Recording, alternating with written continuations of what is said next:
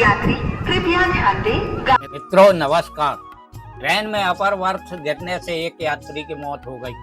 इसके बाद रेलवे का कहना कि हादसा खराब सीट के कारण नहीं हुआ। इस पर काफी विवाद हो रहा है। ट्रेन में अपर बर्थ गिरने से यात्री घायल हो गया। इलाज के वक्त यात्री की मौत हो गई। रेलवे में सीट गिरने से यात्री की मौत पर विवाद मचा हुआ है, क्योंकि इस मामले में रेलवे का कहना है कि हादसा खराब सीट के कारण नहीं हुआ।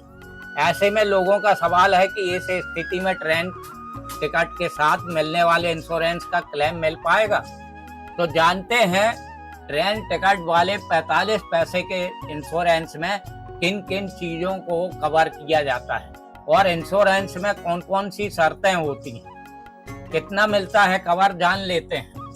इंश्योरेंस में अस्पताल के इलाज के लिए 2 लाख रुपये, स्थायी आंशिक विकलांगता के लिए 7.5 लाख रुपये, मृत्यु होने की स्थिति में 10 लाख रुपये कवर दिया जाता है। अगर आपने पॉलिसी में कोई नॉमिनेट का नाम अपडेट नहीं किया है तो मौत की स्थिति में उत्तराधिकारी को पैसे दिए जाएंगे। हर क्लास के लिए एक ही इंश्योरेंस व्यवस्था है और सभी में कवर भी समान है।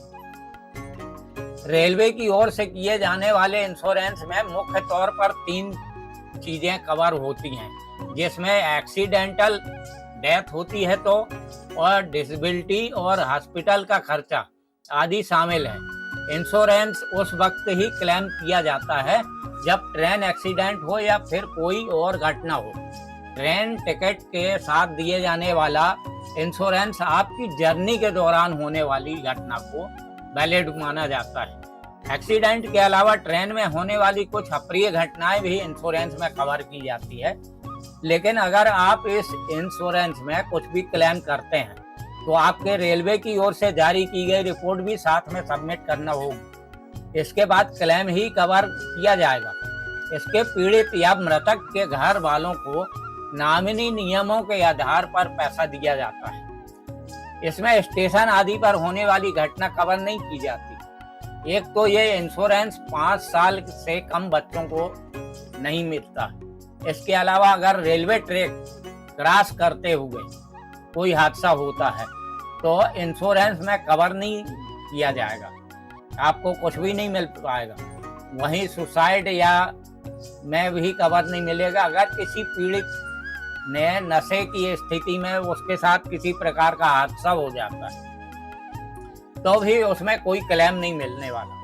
इसके अलावा इंश्योरेंस में कवर न होने वाले शर्तों की लंबी लिस्ट है जो आपको पॉलिसी डॉक्यूमेंट में मेल की जाती है और इसका कवर आपको कितना मिलता है। अगर आप इंश्योरेंस में कुछ क्लेम करना चाहते हैं तो आपको 4 महीने के अंदर क्लेम करना होगा। हर स्थिति में अलग अलग कागजों की आवश्यकता होती है। ऐसे में आपको सभी कागज इंश्योरेंस कंपनी को जमा करना होगा। क्लेम के दौरान आपको रेलवे अथॉरिटी की रिपोर्ट जरूर देनी होती है जिसमें रेलवे एक्सीडेंट या किसी घटना की पुष्टि करता है। इसके बाद क्लेम का पैसा मिल पाता है। अगर आपकी टिकट कंफर्म नहीं है तो आप इसके दायरे में नहीं हैं और आरक्षित टिकट वालों को ही इंश्योरेंस की सुविधा मिलती है। वेटिंग लिस्ट की टिकट के साथ यात्रा कर रहे यात्री के लिए इंश्योरेंस कहीं भी लागू नहीं होता है। तो मित्रों, यदि हमारा यह आपको दी गई जानकारी अच्छी लगे तो हमारे चैनल को लाइक और सब्सक्राइब कर दें। धन्यवाद।